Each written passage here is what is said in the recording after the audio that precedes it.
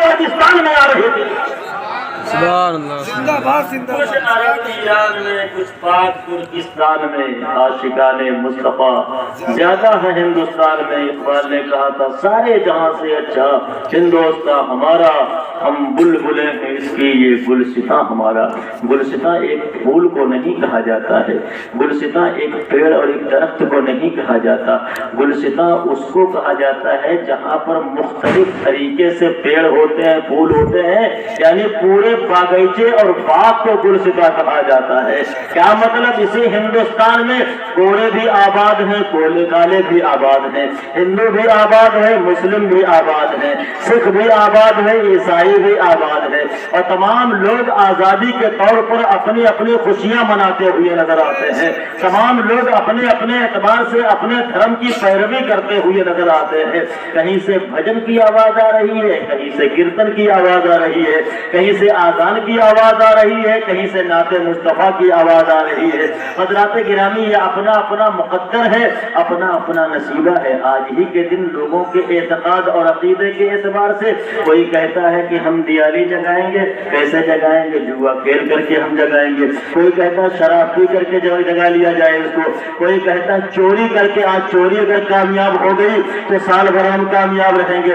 جواری کہتا ہے اگر ہم آج کی رات میں جیت گئے تو ہم سال بھر جیتتے ہوئے نظر آتے ہیں۔ شرابی مستی میں کہتا ہے آج کی رات میں اگر شراب کا نشہ چڑھ گیا تو سال بھر ہم نشے میں رہیں گے۔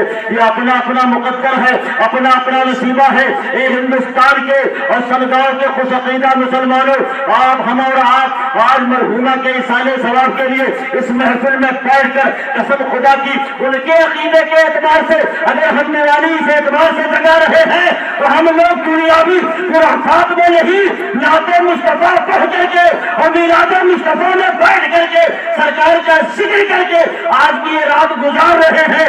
انشاءاللہ تعالی ہم سال بھر تک مصطفیٰ کا ذکر ہی کرتے ہوئے نظر آئیں گے۔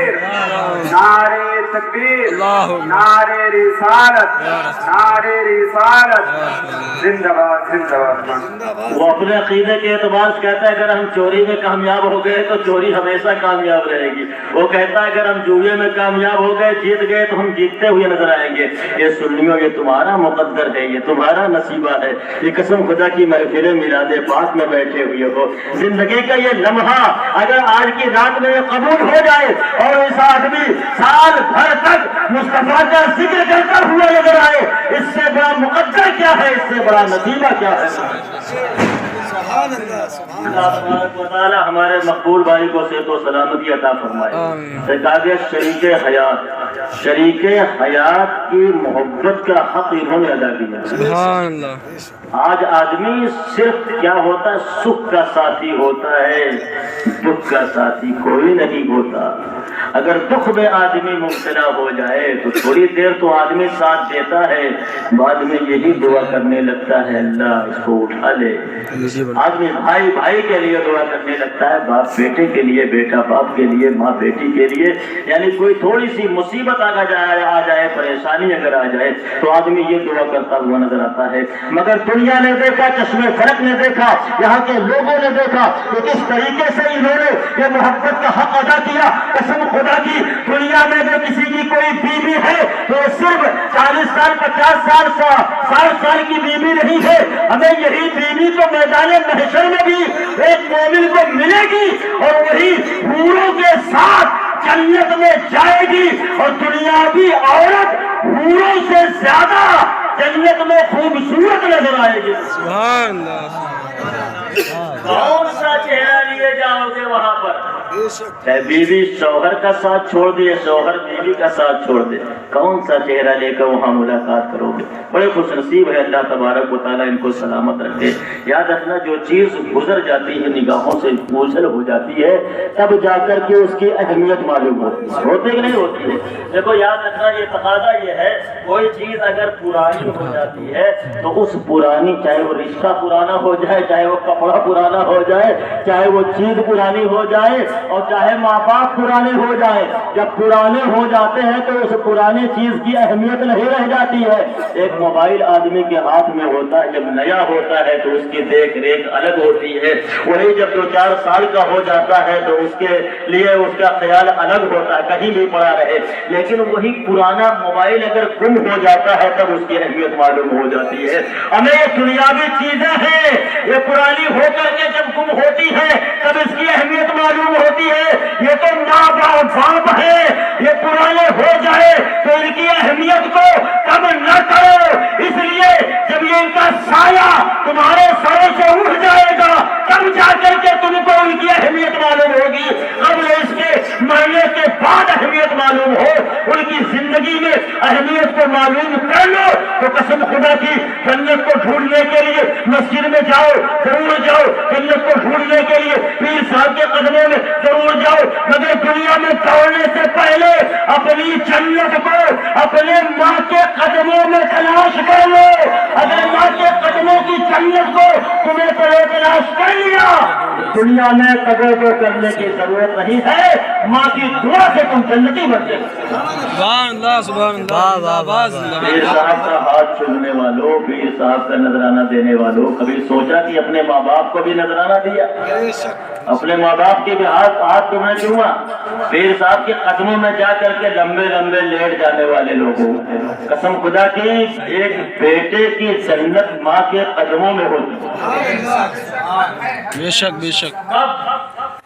جب وہ ٹافی کھلاتی ہے تب نہیں، چھوٹا بچہ ہوتا ہے، اس کے اوپر جب مصیبت آ جائے، جب پریشانی آ جائے، جب بیماری لاحق ہو جائے، جب تمہارے خدمت کی ضرورت اس کو ہو جائے، اس وقت خدمت کو سچے دل سے خلوص و للہیت کے ساتھ اس کو بوجھ نہ سمجھتے ہوئے خدمت کر لو تو دنیا میں تم کو ماں کے قدموں کے نیچے جنت مل جائے گی۔ اور آپ کیا ہے، یہ بہت بڑے ولی حضرت بایزید بستامی رحمت اللہ تعالی علیہ، جو بستام کے رہنے والے تھے، دنیا کا انہوں نے چکر لگایا اور لگانے کے بعد انہوں کی زبان سے یہ جملہ نکلا کہ میں نے دنیا کا چکر لگایا، پیروں کی بارگاہ میں گیا، ادھر ادھر گیا، استادوں کی بارگاہ میں گیا، لیکن مجھ کو جو کچھ ملا ہے وہ بستان میں آ کر کے میرے ماں کے قدموں میں ملا ہے، ماں کی خدمت میں۔ سبحان اللہ، سبحان اللہ، زندہ باد۔ کیا کہنے، واہ واہ۔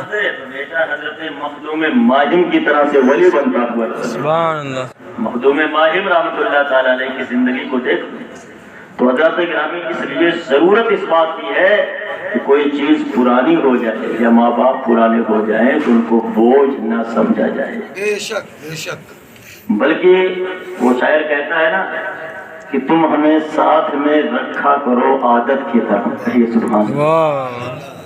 باپ اپنے بڑھاپے میں اپنے بیٹے سے کہتا ہے کہ تم ہمیں ساتھ میں رکھا کرو عادت کی طرح، ورنہ ہم اڑ کے چلے جائیں گے برکت کی طرح۔ کیا کہنے، سبحان اللہ۔ تم ہمیں ساتھ میں رکھا کرو عادت کی طرح، ورنہ ہم اڑ کے چلے جائیں گے برکت کی طرح۔ تب جا کر کے آدمی سوچتا ہے، جب ماں باپ کا سایہ اٹھ جاتا ہے تب سوچتا ہے آج ہمارے ماں باپ زندہ ہوتے تو ہم ان کے لیے چھینا مٹھائی لے کر کے جاتے، ان کے پاس ٹائم خرچ کرتے، ان کے پاس بیٹھتے، لیکن یہ خیالی پلاؤ ہی ماشاء صاحب رہ جاتا ہے، اس لیے کہ وہ سایہ رخصت ہو چکا ہے۔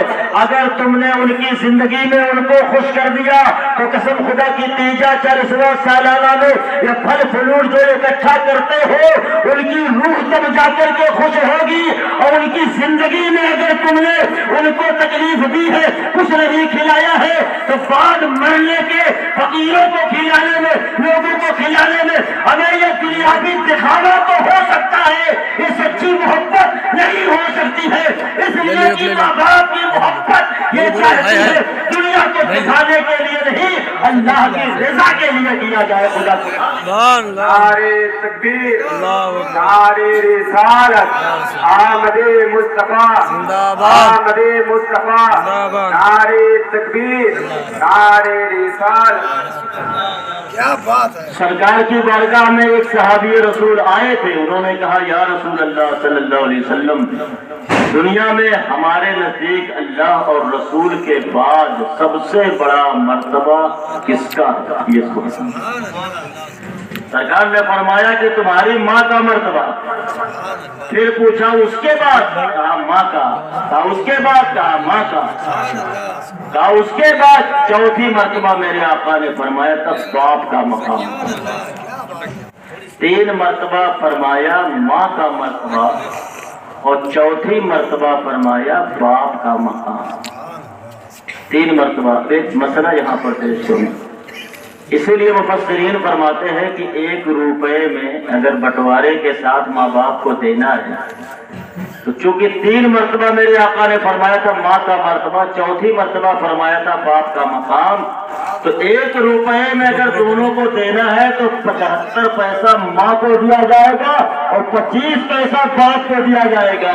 اس لیے کہ ماں جو ہے وہ دل سے نازک ہے، وہ کما نہیں سکتی ہے، وہ گھر میں کھانا بنا کر کے کھلا تو سکتی ہے، وہ گھر میں برتن مانج سکتی ہے، وہ گھر میں جھاڑو لگا سکتی ہے، وہ گھر میں تمہارے کپڑے کو دھل سکتی ہے، وہ گھر میں تم اگر بیمار ہو گئے تمہاری بیمارداری کو کر سکتی ہے، مگر باہر نکل کر کے وہ کام نہیں کر سکتی ہے. تو اس باپ باہر نکل کے کام کر سکتا ہے.